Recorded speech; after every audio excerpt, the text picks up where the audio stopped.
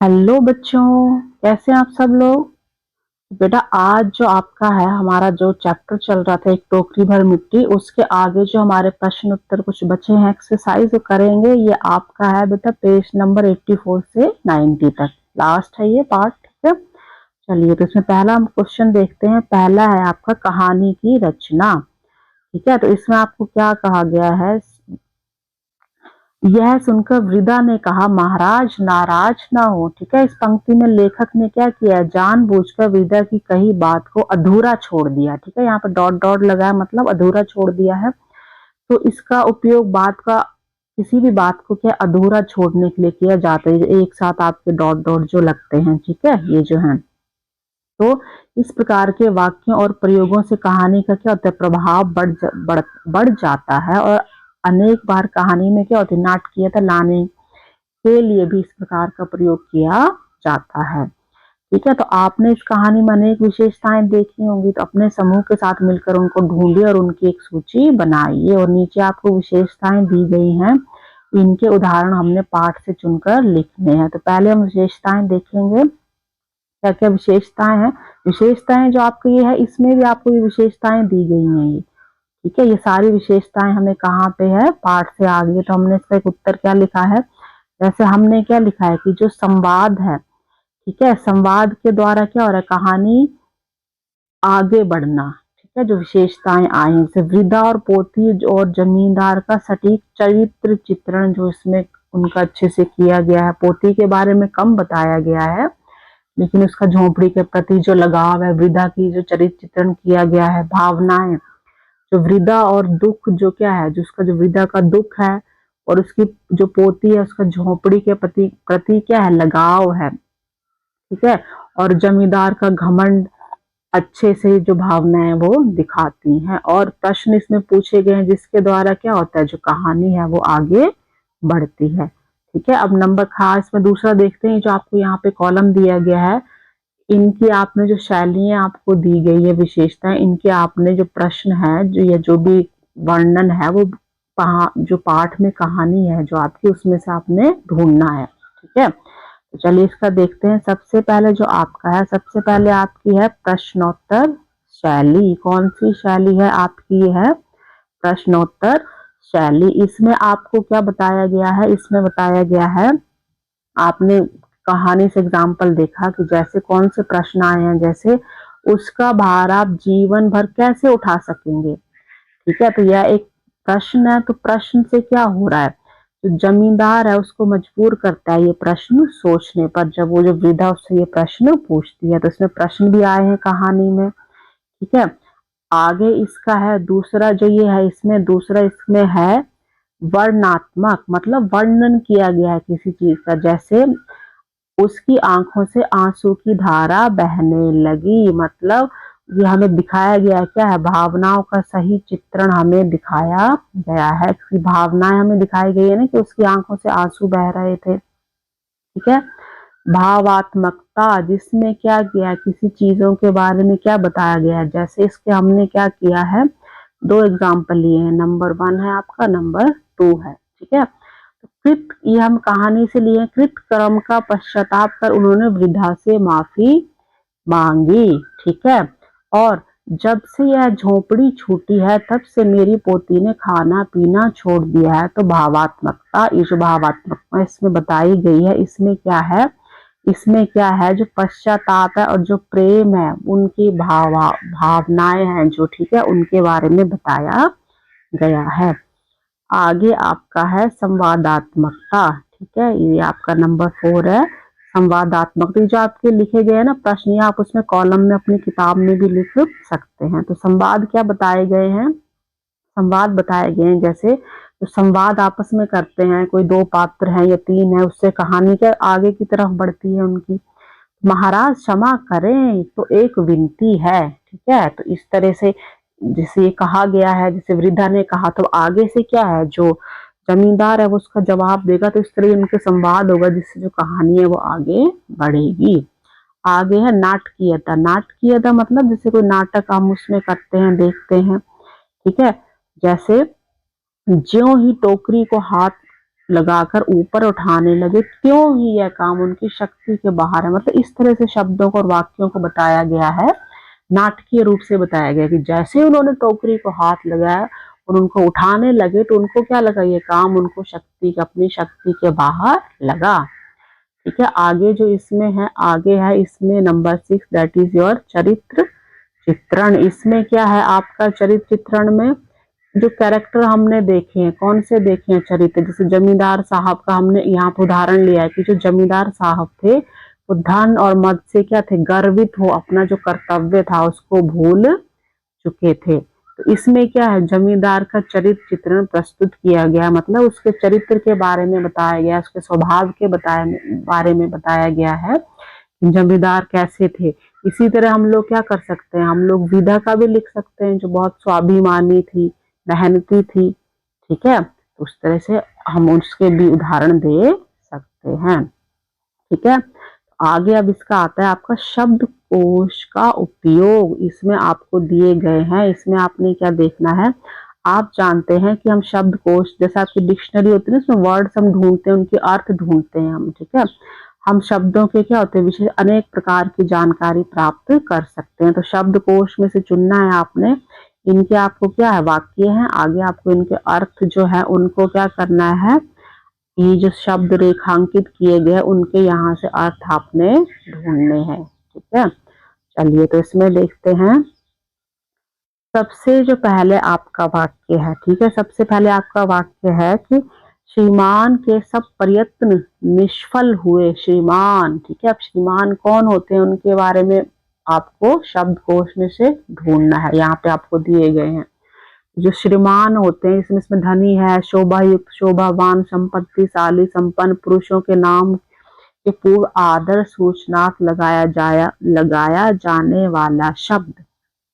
ठीक है, श्रीमान का मतलब सबसे सही ये होता है कि पुरुषों के जो नाम है उनके आगे जो हम जैसे श्री और श्रीमान लगाते हैं, श्रीमती लगाते हैं, आदर के साथ ही शब्द लगाया जाता है। या फिर किसी बड़े, जिसे हम बोलते हैं ना धनी या शोभायुक्त है, लेकिन सबसे जो इसका सटीक उत्तर है वो यही है, जो कोई भी पुरुष है उसके नाम के आगे हम श्रीमान लगाते हैं उसको रिस्पेक्ट देने के लिए, और श्रीमती कोई अगर महिला है तो उसके नाम के आगे लगाया जाता है। अगला है, पोतहू जो भी क्या थी, एक 5 बरस की कन्या को छोड़कर चल बसी थी। यहाँ पूछा है कन्या किसे कहा जाता है। कन्या जनरली हम कहते हैं लड़की, लेकिन कन्या क्या होती है, जो क्या होती है अविवाहित लड़की, किसको कहा जाता है, जिसकी अभी तक शादी नहीं हुई है, या फिर लड़की जो कोई है उसको भी हम कन्या कह सकते हैं। आगे आपका है नंबर 3, जमींदार साहब को अपने महल का अहाता उस झोपड़ी तक बढ़ाने की इच्छा हुई। ठीक है, अपना अहाता तो आंगन के आगे की जगह से इसको बढ़ाना चाहते थे। तो महल का मतलब क्या होता है, महल जो होता है किसी राजा या रईस आदि के रहने का बहुत बड़ा और बढ़िया क्या होता है, मकान होता है। ठीक है, बहुत बड़ा महल जो राजा उसमें रहते हैं या कोई अमीर आदमी रहते हैं। और जो महल है उसका जो पर्यायवाची होता है प्रासाद। ठीक है, प्रसाद होता है वो नहीं, प्रासाद जो होता है वो भी महल का ही अर्थ होता है। ठीक है, आगे है, वह तो कई जमाने से वहीं बसी थी। जमाने मतलब बहुत अधिक समय, काफी समय हो गया होगा। ठीक है, तो इसमें क्या हो सकता है, आपका उत्तर इसमें हो सकता है एक ज्वाद की क्या हो गई, बहुत अधिक समय हो गया। ठीक है, सबसे सही उत्तर है कि जो क्या बहुत अधिक समय से वो वहां पे रह रही थी। ठीक है, बाकी तो संसार, जगत, राज्य काल, अवधि भी एक पीरियड होता है, तो पीरियड, युग भी एक आपका पीरियड, कितना पीरियड था, तो काफी समय से वहां पे रह रही थी। आगे इसका है नंबर 5, यही उसकी पोती जो थी इस वृद्धा काल में उसका क्या थी, एकमात्र आधार थी। आधार होता है, क्या होता है उसका, एकमात्र क्या थी, वो सहारा थी। जो पोती थी वो वृद्धा का, उसके जो मतलब वृद्धा काल में उसका क्या थी, वो सहारा थी। ठीक है, तो ये इसके उत्तर हो गए। आगे हम देखते हैं, यहाँ पे चित्र भी दिखाया गया है। आगे आपने करनी है भावों की पहचान। ठीक है, इसमें आपको क्या दिया गया, वाक्य दिए गए, उनको पढ़ना है और उनके भाव आपने समझने हैं वाक्यों को पढ़कर, वो दुख बता रहे हैं, खुशी बता रहे हैं, अहंकार, तो ये हम वाक्यों को पढ़ के ही हमें पता चलेगा। आपस में हमने क्या करना है, उनको मैच करना है हमने, ठीक है। ये 10 पॉइंट्स हैं ये, ठीक है। चलिए इसमें हमने क्या करना है, सबसे पहला है उसको हम देखते हैं। तो सबसे पहला है उसमें वो है कि जो वह लज्जित होकर कहने लगे, नहीं यह टोकरी हमसे उठाई नहीं जाएगी, हमसे ना उठाई जाएगी, ठीक है। तो इसमें लज्जित होकर, तो मतलब उनको क्या हो रहा है, लज्जित हो रहे हैं वो, उनको क्या हो रहा है, पछतावा हो रहा है। तो इसका क्या हो जाएगा आपका, लज्जित का हो जाएगा आपका। सबसे लास्ट में दिया गया है, ये देखिए, लज्जित मतलब उन क्या हो गया, पछतावा हो गया उन्हें, ठीक है। फिर है, वृद्धा के उपयुक्त वचन सुनते ही उनकी आंखें खुल गई। आंखें खुल आना मतलब किसी चीज का उनको ज्ञान हो जाना या बोध हो जाना, मतलब नंबर 2 का हो जाएगा, उन्हें क्या हो गया, बोध हो गया, आत्मज्ञान हो गया। ये नंबर 2 का है आपका, ठीक है। नंबर 3 है आपका, उनके मन में क्या हो गया, कुछ दया आ गई, उनके मन में दया आ गई या फिर करुणा, यहाँ पे दिए हुए हैं दया करुणा। ये नंबर 3 का आपका हो जाएगा दया और करुणा। तो उनके मन में क्या आ गई, दया या फिर करुणा आ गई। इससे भरोसा है कि वह रोटी खाने लगेगी, जो नंबर 4 है। क्या भरोसा है, वृद्धा को भरोसा था कि उसकी जो पोती है वो खाना, मतलब उसको एक आस्था थी, उस पे क्या था, एक आस्था, एक विश्वास था कि वो क्या करेगी, वो खाने लगेगी, उसको आस्था और विश्वास था, ठीक है। आगे है, महाराज क्षमा करें तो एक विनती है, ठीक है। तो मतलब वो क्या कह रही है, वो उससे बात कहना चाह रही है जमींदार साहब से, मतलब विनम्रता से या विनय से कह रही है। तो ये इसका हो जाएगा विनम्रता और विनय, ठीक है। आगे है, अब यही उसकी पोती जो थी वृद्धा काल में एकमात्र आधार थी, उसका क्या थी, वो सहारा थी, ठीक है। तो उसमें क्या कहना चाह रही है, नंबर 6 है आपका, इसका हो जाएगा कि उसको क्या थी, ममता, मतलब स्नेह था, अपनी जो पोती थी उसके साथ क्या था, स्नेह था, उसके साथ ममता थी, ठीक है। तो आगे है, जमींदार साहब धन मद से गर्वित हो अपना कर्तव्य भूल चुके थे, मतलब घमंडी हो चुके थे, अहंकारी हो चुके थे। इसमें कहीं घमंड और अहंकार आपको दिखेगा, ठीक है। ये है आपका, ठीक है। तो नंबर जो 7 है उसका हो जाएगा ये आपका अहंकार और घमंड हो जाएगा, ठीक है।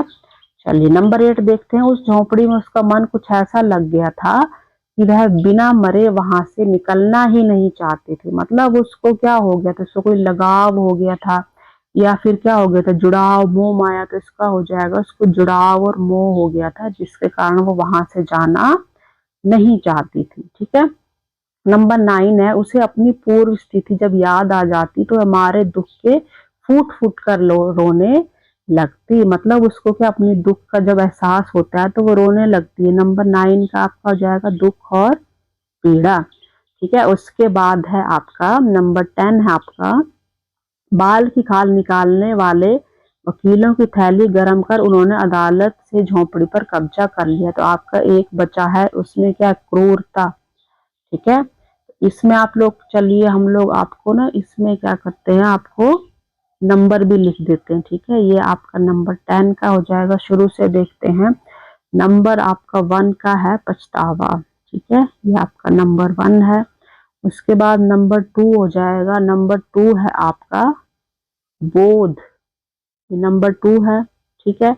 नंबर 3 आपका हो जाएगा करुणा, नंबर 3 आपका है करुणा, ठीक है।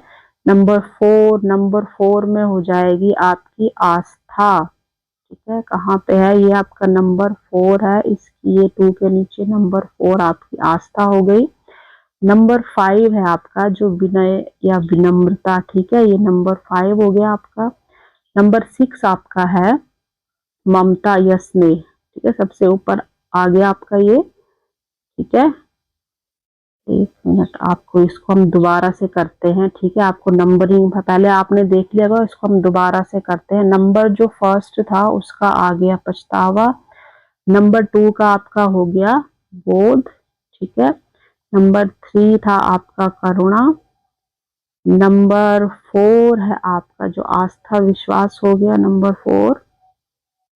नंबर 5 है आपका जो विनय और विनम्रता, नंबर 5 हो गया। नंबर 6 है आपका ममता, स्नेह सबसे ऊपर। ओह, ये आपको चलिए थोड़ा सा इसमें प्रॉब्लम हो रही है, इसको थोड़ा नीचे कर लेते हैं। सबसे ऊपर है वो हमारा क्या है, नंबर 6 है हमारा, ठीक है, नंबर 6 हमारा सबसे ऊपर है, ठीक है। और नंबर 7 था हमारा, इसमें नंबर 7 अहंकार हो गया। और नंबर जो 8 है वो उसमें हो गया जुड़ाव। और नंबर 9 जो हो गया वो हमारा दुख। और नंबर 10 जो हो गया वो क्रूरता, ठीक है। बाकी हम पहले लिख चुके हैं, आप उसको थोड़ा सा पीछे करके वीडियो को देख सकते हैं, ठीक है। चलिए नेक्स्ट हम आते हैं इसमें, नेक्स्ट क्वेश्चन देखते हैं। इसमें नेक्स्ट क्वेश्चन है वाक्य विस्तार, ठीक है। तो इसमें आपको फिर से क्या दिया गया है, जैसे जो वृद्धा पहुंची उसने क्या किया, यह केवल क्या 2 शब्दों से बना हुआ वृद्धा पहुंची, ठीक है, एक वाक्य है। तो हम इसे क्या और बड़ा करके भी लिख सकते हैं। तो वह वृद्धा हाथ में एक टोकरी लेकर वहां पहुंची, इस तरह से हम एक वाक्य 2 शब्दों से एक बड़ा बड़ा वाक्य भी बना सकते हैं। अब बात कुछ इस अच्छी तरह से आपको समझ आ रही है, तो इसी तरह से हम और भी कुछ वाक्य हैं उनको हम बड़ा करके लिखेंगे, विस्तार से लिखेंगे। जैसे थकी हुई आंखों और कांपते हाथों से टोकरी लिए विदा धीरे धीरे दरवाजे पर पहुंची। मतलब हमने क्या देखा, ये जो 2 शब्द है इससे हमने एक पूरा वाक्य बना दिया है। और वाक्य को ये नहीं कि एक है, मतलब हम कई तरह के वाक्य इससे बना सकते हैं, ठीक है। तो इसमें हम देखते हैं, इसमें आपका है हमें क्या अनेक वाक्य दिए गए हैं, उनका हमें अर्थ समझ आ रहा है, ठीक है। तो इससे हमने क्या करना है, छोटे छोटे वाक्य बना रहे हैं जो कितने होने चाहिए, 15 से 20 शब्द तक हो सकते हैं, ठीक है। तो पहला जो हमारा वाक्य है, एक झोपड़ी थी, ठीक है, एक झोपड़ी थी। इसमें क्या है, हमने क्या बनाया, गांव के किनारे मिट्टी और घास से बनी एक छोटी सी झोपड़ी थी जिसमें वृद्धा रहती थी। इस तरह से वाक्य को हमने कंप्लीट किया है, ये बड़ा वाक्य बनाया, विस्तार दिया है, ठीक है। दूसरा है श्रीमान टहल रहे थे तो सुबह के समय जमींदार साहब अपने महल के आंगन में आराम से टहल रहे थे। हम जमींदार के आगे भी श्रीमान लगा सकते हैं, ठीक है। और सेवक पीछे खड़े थे, वह खाने लगेगी। मतलब जैसे ही थाली में गरम गरम रोटियां परोसी जाएंगी भूखी पोती उत्साह से खाने लगेगी। नंबर 4 है वृद्धा भीतर गई, अंदर गई। तो जो कमजोर और थकी हुई कौन थी, वृद्धा थी, अपनी पुरानी झोपड़ी के भीतर धीरे धीरे चलकर गई और खाट पर, जो वहां पे बिस्तर था, खाट थी, चारपाई, उस पर वो बैठ गई। आगे है आगे बढ़े, जमींदार साहब अपने दरबारियों और नौकरों के साथ झोपड़ी की ओर तेज कदमों से आगे बढ़े, ठीक है। तो इस तरह से हमने जो कुछ छोटे शब्द हैं उससे हमने क्या किया, पूरा वाक्य कंप्लीट किया है। कई और भी इस तरह से आप वाक्य बना सकते हैं। आगे संवाद फोन पर, इसमें आपको संवाद दिए गए जो आपने लिखने हैं, ठीक है। पहला संवाद है जमींदार और जो वृद्धा की पोती थी। इसमें आपको बताया गया है कि जैसे मान लिया उस समय तो फोन नहीं होते थे, लेकिन अगर आज के समय में फोन होता तो जो जमींदार था वो वृद्धा की पोती को फोन पर कैसे समझाता, आपने कल्पना करनी है और उनका संवाद लिखना है, ठीक है। सबसे पहले है जमींदार और वृद्धा की जो पोती थी उनके बीच में क्या था, संवाद, ठीक है। ये आप अपने आप भी जो कहानी आपने पढ़ी है उसमें से बना के आप खुद भी लिख सकते हैं। तो कैसे बात होती, एक मिनट, इसमें है तो सबसे पहले क्या होता है, जमींदार कहता उसको, तो ठीक है पोती से बात हो रही है तो वो क्या कहता है उसको, वो कहता बेटा तुम इतनी जिद क्यों कर रही हो, ठीक है। पोती कहती है क्योंकि दादी ने खाना छोड़ दिया है और जब तक झोपड़ी नहीं मिलेगी वे नहीं खाएंगी। तो जमींदार साहब कहते हैं दादी की तबीयत बिगड़ जाएगी, तुम उन्हें समझाओ, ठीक है। तो पोती कहती है दादी बहुत दुखी है, मैं कैसे समझाऊं। तो फिर जमींदार साहब कहते हैं फोन पे बात हो रही है, ठीक है, अच्छा तुम रोना बंद करो, मैं वादा करता हूँ कि झोपड़ी तुम्हें वापस दूंगा। तो जो पोती होती सचमुच, उसके क्या होता है, उसके मन में एक प्रश्न आता है कि सचमुच ऐसा होगा, तब दादी भी खाना खा लेंगी और मैं भी, ठीक है, इस तरह से आप इस संवाद को और भी आगे बढ़ा सकते हैं और अपने आप भी लिख सकते हैं। अब आगे जो प्रश्न है, आगे में क्या था, जमींदार और उसके मित्र के बीच में एक संवाद है मोबाइल पर। जब आप किसी को चैट करते हैं ना, मैसेज करते हैं, मतलब फोन पे बात नहीं कर रहे हैं, हम उसको क्या कर रहे हैं, मैसेज कर रहे हैं, चैट कर रहे हैं, टेक्स्ट जो लिखते हैं, और उसमें आप क्या, आजकल जैसे आप इमोजीज लगाते हैं तो इसमें आपको क्या इमोजी भी लगाने हैं और लिखना है। तो जो मित्र और जमींदार के बीच में मोबाइल पर चैट हो रही है, ठीक है, मैसेज हो रहे हैं, तो मित्र लिखता है, यह झोपड़ी बुढ़िया से क्यों छीन रहे हो, और गुस्से से देखता है, इमोजी बनाने हैं आपने साथ में से, ठीक है। तो जमींदार कहता है, मेरे महल के अहाते में जगह चाहिए इसलिए, यहाँ पे महल का इमोजी बना दिया। मित्र फिर से कहता है, लेकिन यह बुढ़िया का घर है, उसकी यादें यहाँ जुड़ी है, ठीक है, मतलब उसको तो दिल टूट जाएगा। तो जमींदार कहता है गुस्से से, ये देखो लाल हो रखा है गुस्से से, इमोजी बनाया, ठीक है, मुझे भावनाएं नहीं समझनी, मुझे जगह चाहिए। फिर मित्र दोबारा कहता है, तुम्हारे पास इतना सब कुछ है फिर भी एक गरीब से छीन रहे हो, सोचो। अब वो सोचने के लिए इमोजी बनाता है।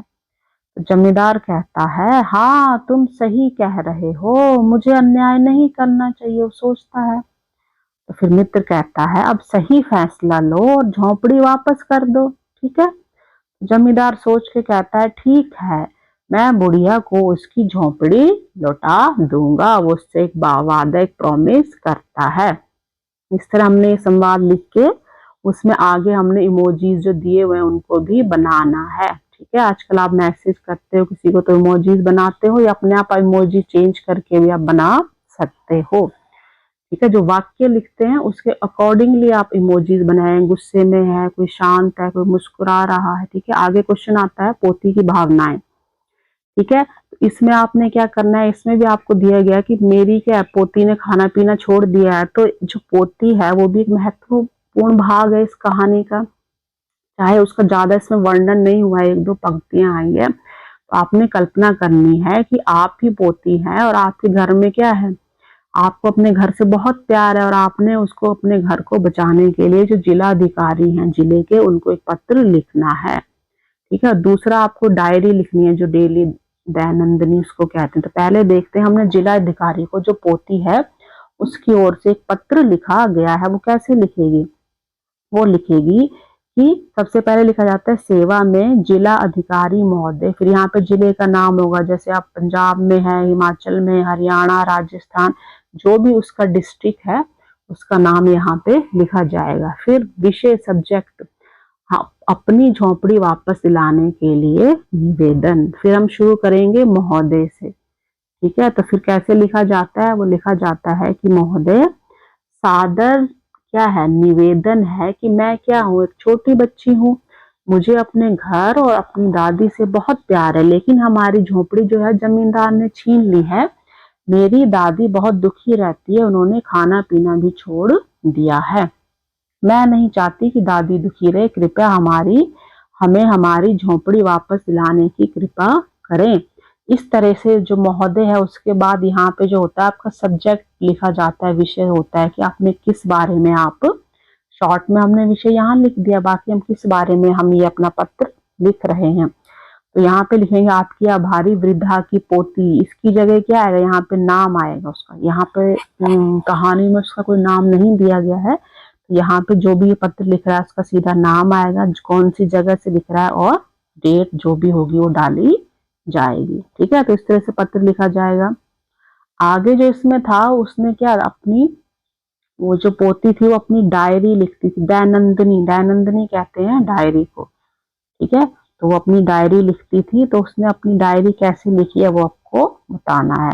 तो प्रिय डायरी करके लिखा है, उसके नीचे दिनांक डाली है, जिस दिनांक डेट को उसने वो डायरी लिखी है। तो उसने क्या लिखा है, आप अपनी फीलिंग्स जो है, जो अपनी बातें हैं वो आप अपनी डायरी में लिख सकते हैं, कहीं लिखते भी होंगे, ठीक है। तो आज दादी घर आई तो बहुत दुखी थी, उन्होंने कहा कि जमींदार ने हमारी झोपड़ी ले ली है, दादी ने खाना भी नहीं खाया, मुझे दादी पर बहुत प्यार आता है, मैं चाहती हूँ कि हमें हमारी झोपड़ी वापस मिल जाए और दादी फिर से मुस्कुराए। तो इस तरह जो वृद्धा थी उसकी पोती ने अपनी जो फीलिंग्स थी, जो उसने सोचा दादी के बारे में, वो अपनी डायरी में लिखी उसने, ठीक है।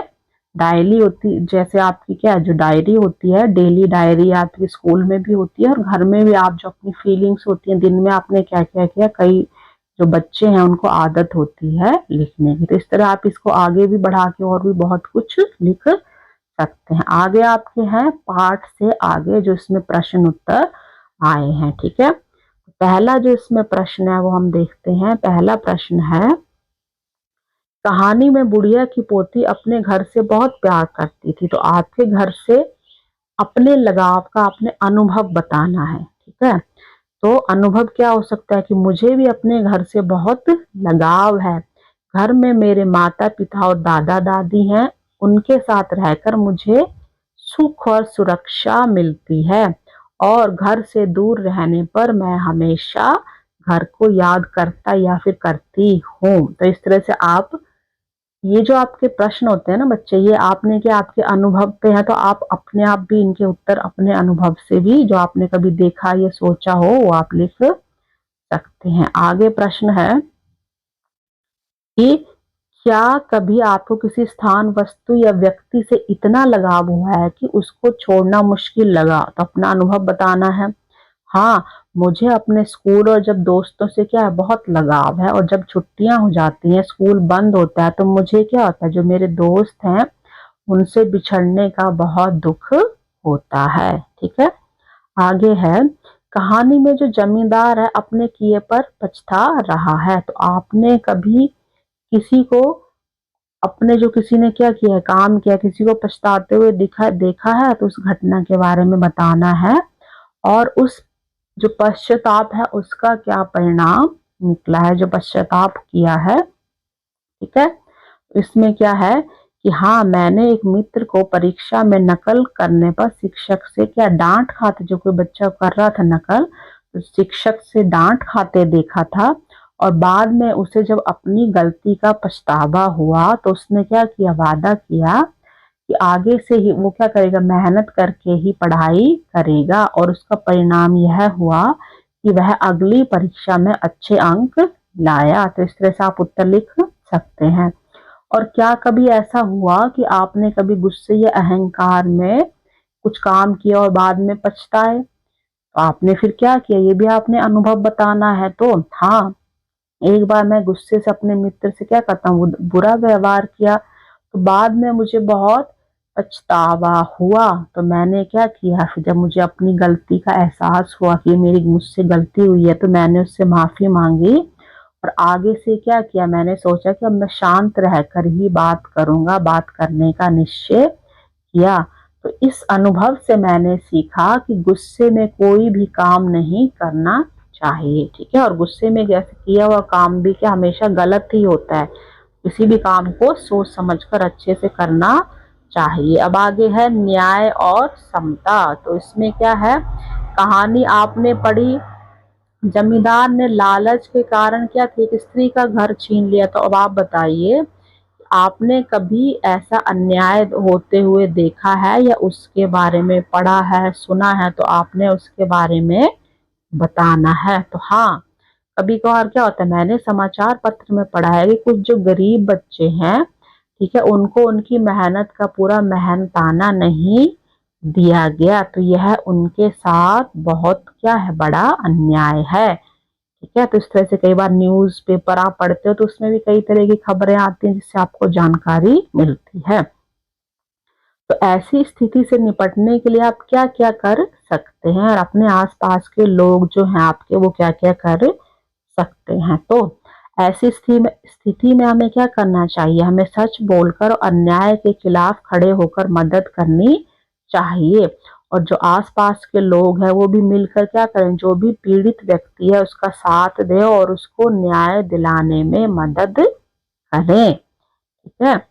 आगे प्रश्न है, सच्ची दया और न्याय में है, ठीक है। सच्ची जो शक्ति है वो किसमें है, वो दया और न्याय में। तो इस कथन को आपने बताना है, मतलब आपकी जो शक्ति है उस बात पे निर्भर करती है कि आप कितने दयावान हैं और किसके साथ कितना न्याय करते हैं, ठीक है। तो यह बात क्या है, बिल्कुल सही है। दया और न्याय से ही समाज में क्या होता है, शांति और सुख बना रहता है। और जो दया से लोगों के दिल क्या होता है, जुड़ते हैं, और न्याय से सबको समान अधिकार मिलते हैं। इसलिए सच्ची दया और न्याय में ही क्या है, जो आपकी शक्ति है वो होती है। ठीक है, सच्ची शक्ति किसमें होती है, दया और न्याय में ही होती है। ठीक है, आगे हम देखते हैं, इसमें आपका है घर घर की कहानी। तो क्या आपको अपने घर की कहानी पता है, उसे कब बनाया गया, कैसे बनाया, किसने बनाया, और उसके लिए कैसे कैसे प्रयास किए गए। ठीक है, चलिए तो ये अब देखते हैं हम। तो आपने क्या करना है, इसको जानने के लिए जो आपके घर के बड़े बूढ़े हैं उनसे क्या करना है, उनसे आपने बचपन के जो पुराने घर थे उनके बारे में साक्षात्कार करना है, इंटरव्यू लेना है, और वो जिस घर में रह रहे हैं, कब से रह रहे हैं, तो उनके पीछे की क्या क्या कहानी है। हर घर में कुछ ना कुछ कहानी होती है, तो वो आपने उनसे पूछना है या साक्षात्कार करना है और उसको शेयर करना है। ठीक है, तो क्या आपको अपने घर की कहानी पता है, उसे कब बनाया गया है और उसको बनाने के लिए कैसे कैसे प्रयास किए गए हैं, तो इसका देखते हैं हम। हाँ, मुझे अपने घर की कहानी पता है। मेरा घर लगभग 20 साल पहले बनाया गया था। मेरे पिताजी और दादाजी ने मिलकर इसे बनाया। घर बनाने के लिए पहले जमीन क्या होता है, पहले जमीन खरीदेगी, फिर मजदूरों और राजमिस्त्रियों की मदद से घर तैयार किया गया। धीरे धीरे कमरों, आंगन और रसोई को बनाया गया, और फिर घर को सजाने और सुंदर बनाने के लिए जो पूरा परिवार था उन्होंने बहुत मेहनत की। तो इस तरह से आप इसमें लिख सकते हैं। आगे इसमें है अपने जो आपके घर हैं। ठीक है, अभी हमने देखा कि आपके जो अपने जो घर हैं उसमें क्या है, जो बड़े बूढ़े हैं उनसे आपने क्या करना है, साक्षात्कार करना है। ठीक है, उनसे पूछना है कि आप जिस घर में रह रहे हैं तो कब से रह रहे हैं, इसमें घर में आने की उनकी क्या कहानी है, और इससे आपने उनके बारे में बातचीत करनी है, अपनी अपनी कहानियों को साझा करना है क्लास में अपनी। इसमें हमने जैसे एक साक्षात्कार लिया है, तो इसमें मैं हूँ और मेरे दादाजी के बीच में जो संवाद हुआ है, जो बातचीत हुई है। ठीक है, तो इसमें पहले मैं हूँ, तो मैंने क्या पूछा है कि मैंने दादाजी से पूछा कि आप इस घर में कब से रह रहे हैं, तो दादाजी कहते हैं उसमें हम लगभग 15 साल से रह रहे हैं। मैं, आपके बचपन का घर कैसा था, दादाजी, मेरे दादाजी ने बताया कि उनके बचपन का घर कच्चा था, जो मिट्टी की दीवारें थी और खपरेल जो घास फूस होता है उसकी जो छत थी वो बनी थी, और वहां बिजली और पानी की सुविधा भी नहीं थी। तो फिर मैं कहता हूँ आप इस नए घर में कैसे आए, दादाजी कहते हैं जब बाद में क्या हुआ, परिवार बड़ा हो गया तो हमने क्या किया, नया घर बनाया, और आज हम जिस घर में रहते हैं यह हमारे लिए क्या है, बहुत खास है, क्योंकि इसे बनाने में जो परिवार की मेहनत और सबके क्या हुए, सपने जुड़े हैं, मतलब सबने मिलजुल कर इस परिवार को बनाया है। तो इस तरह से आप अपनी कहानी आप अपने मम्मी पापा से पूछिए, दादा दादी से पूछिए, और उसको अपनी क्लास में शेयर कर सकते हैं। ठीक है, आगे इसमें है न्याय और करुणा से जुड़ी सहायता। इसमें आपको बताया गया है कि जैसे जो वकील थे उन्होंने क्या किया, वृद्धा से क्या किया, उनकी झोपड़ी पर कब्जा करवा लिया जमींदार ने वकीलों की मदद से। इसमें क्या है, जो हम ध्यान रखेंगे कि जो नागरिक शिकायत की प्रक्रिया होती है उसके विषय में जानकारी सबको होनी चाहिए। ठीक है, तो इसमें आसपास के जो लोग हैं वो भी जागरूक होने चाहिए, उनको भी आपने जागरूक करना चाहिए। तो इस तरह से आपको शिकायत करने के लिए ये आपको पोर्टल दिए गए हैं जो गवर्नमेंट के द्वारा दिए गए हैं, जिसमें जाकर आप कोई भी शिकायत कर सकते हैं। और ये जो वेबसाइट है यहाँ पे भारत की ये 22 जो भाषाएं, उन 22 भाषाओं में से किसी भी भाषा में आप ये शिकायत दर्ज कर सकते हैं। ठीक है, जन सुनवाई है, समाज सुरक्षा कल्याण योजना, इन सब के लिए आपको अलग अलग ये वेबसाइट दी गई है। ठीक है, तो आप इसमें देख के कर सकते हैं। उसके आगे हमारा है, हमारी क्या है आज की, इसमें क्या आ जाएगी, हमारी पहेली। इसमें पहेली में आपने क्या करना है, हमने क्या करेंगे, इसमें आपको अक्षर दिए गए हैं। ठीक है, और इन अक्षरों से आपने क्या करना है, इन अक्षरों से आपने शब्दों के जो क्या है उनको बनाना है, उनका आपने क्या करना है, शब्दों का निर्माण आपने करना है। जैसे ये आपको नीचे दिए गए हैं अलग अलग क्या है आपके, ये जो है अक्षर हैं, जो क ख ग घ, ये आपको दिए गए ना यहाँ पे दो बच्चा बैलून, इसमें क ख ग ब र ग उ, ये सारे जो आपके क्या है, जो अक्षर हैं, ठीक है। और अक्षरों से मिलकर हमारा क्या बनता है, अक्षरों से मिलकर हमारा जो है वो शब्द बनता है, ठीक है। तो पहला आपको इसमें उदाहरण दिया गया टोकरी, जैसे हम टा है उसमें आ लगता है, ओ की मात्रा लगती, का, फिर रा, फिर ई की मात्रा, तो इस तरह से बना है, ठीक है। तो इस तरह से अगला हम देखते हैं, अगला क्या है, या आद, याद, या बन गया, क्या बन गया हमारा, याद, ठीक है। और उसके बाद क्या हो गया हमारा, ये देखिए ई ल व क, व का ईल, वकील, मतलब किस तरह से देखो हमने किया है, वाह है, फिर का है, ठीक है, का पे ई की मात्रा लगी है, फिर ला, ठीक है, वकील। उसके आगे है झा ओ ई पड़या, झोपड़ी, झा ओ की मात्रा लगी है, झोंपा ड़या, आ की मात्रा ई, झोपड़ी। इसमें कौन सा हो जाएगा आपका, ये हो जाएगा आपका झोपड़ी, ठीक है। उसके आगे है, आप ये नंबर 4 का है, उसके आगे आपका है ज द अ म ई रा आ, जा, मी की मात्रा, ई की मात्रा लगी, आ, द पे आ की मात्रा, दा और रा, जमींदार, ठीक है। इसको हम आगे लिखते हैं, आपने ये देख लिया होगा क्या क्या है इसमें, ठीक है। तो यहाँ पे हमारा ये हो गया, इसका हो गया हमारा जमींदार, ठीक है, ई की मात्रा भी लगी है, दा पे आ की मात्रा लगी है, जमींदार। और लास्ट है नंबर 6 है हमारा, ता आ ई ओ क ल, ई क लोता, इकलौता, ठीक है। ई है, का है, ला पे ओ की मात्रा है, इकलौता हो गया, ठीक है। तो इस तरह से आपके क्या हो गए, पहले आपका क्या हो गया, यहाँ पे हो गया आपका याद हो गया, ठीक है। उसके बाद क्या हो गया आपका, याद के बाद आपका हो गया वकील, ठीक है, वकील हो गया। और फिर आपका क्या हो गया, झोपड़ी हो गया,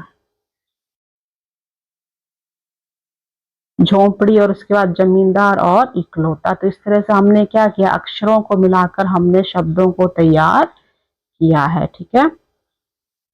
चलिए अब इसमें लास्ट आपका है खोजबीन के लिए, ये आप अपने आप करेंगे, आप इतनी कहानियां आपने देखी है, ठीक है। इसमें एक पुस्तिका का नाम भी आपको दिया गया है, हितोपदेश, जिसमें आप क्या है, विश्व के मनोरंजन और ज्ञान प्राप्त करने के उद्देश्य से पढ़ाई जाती है। आप ढूंढिए पुस्तकालय में, लाइब्रेरी में, उसको पढ़िए और कोई कहानी अपनी कक्षा में सुनाइए, ठीक है। तो इस तरह से आपका ये पाठ खत्म होता है। आपको कुछ बेटा समझ नहीं आया है तो आप कमेंट सेक्शन में पूछ सकते हैं, और उम्मीद है कि आपको अच्छे से सब कुछ समझ आ गया होगा, ठीक है। ठीक है बच्चे, अब आप हम आपका नेक्स्ट वीडियो में आपका नेक्स्ट पार्ट शुरू करेंगे, ठीक है। चलिए, थैंक यू वेरी मच।